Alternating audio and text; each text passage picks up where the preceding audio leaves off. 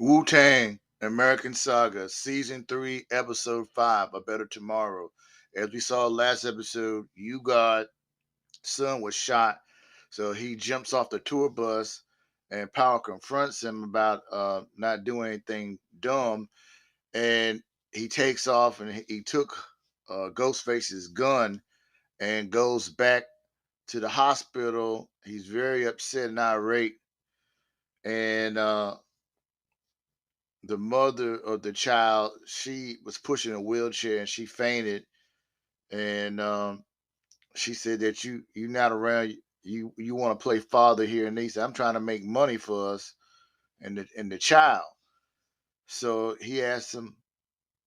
She said she's gonna stay with Dante, his son, and he asks us, where were you at?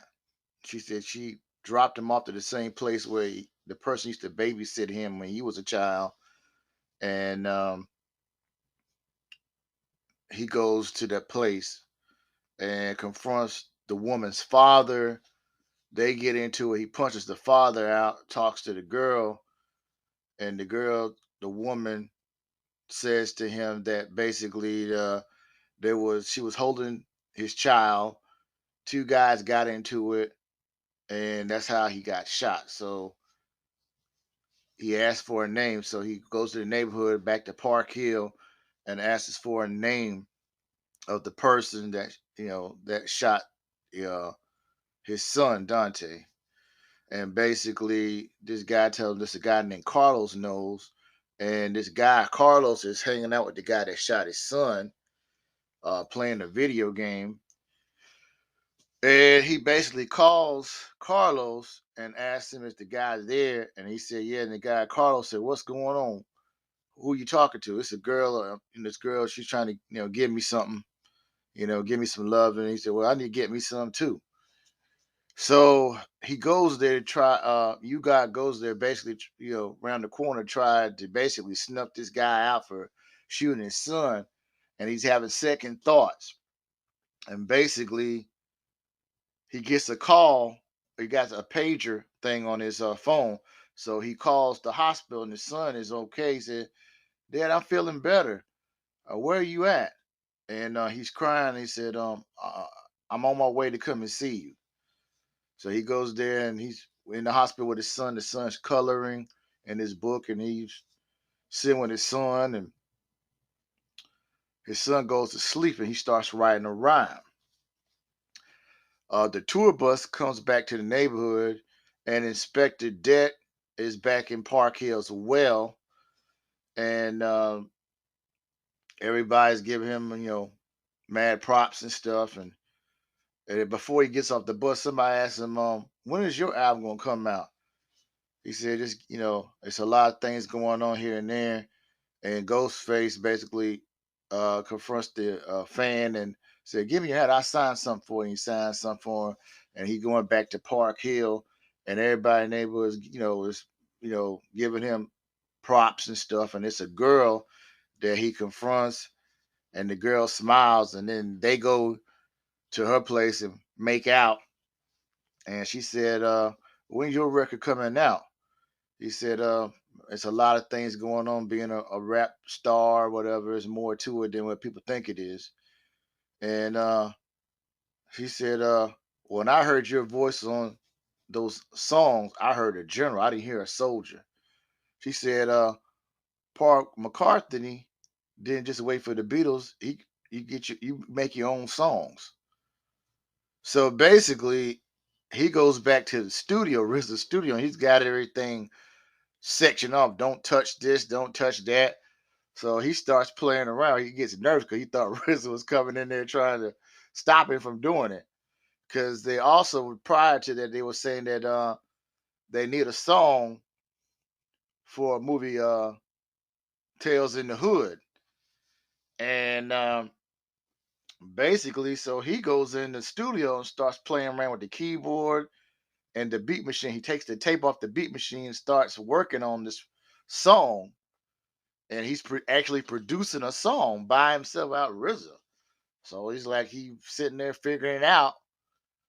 And he came up with a beat and a concept. So he starts recording the verses. He's, smoking on a little stuff, and he's putting his lyrics together for this song. And he comes up with this song, and it's actually a song that goes for the soundtrack Tales in the Hood movie. So RZA and Divine hear about RZA, seems like he's upset. You use my equipment to do this and that, blah blah blah. It looked like he was gonna get upset or angry, and he said, "Man, that's some tight stuff, man." So he was cool with it.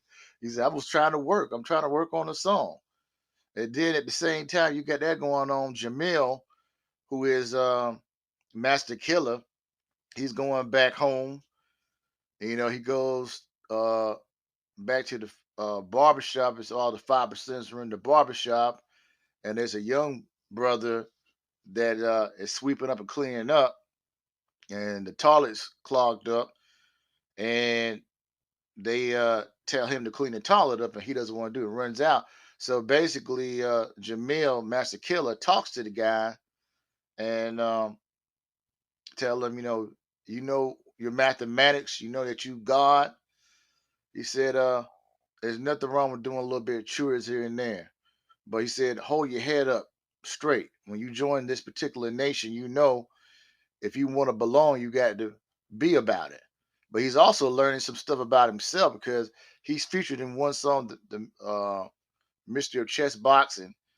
And he comes home to see his mother. Mom is cooking some curry. And she's telling him, everything all right? He's like, yeah, did you get a girl pregnant? I hope you got a girl pregnant right now. He said, no, no, no, no, not yet. I'm not ready for that right now.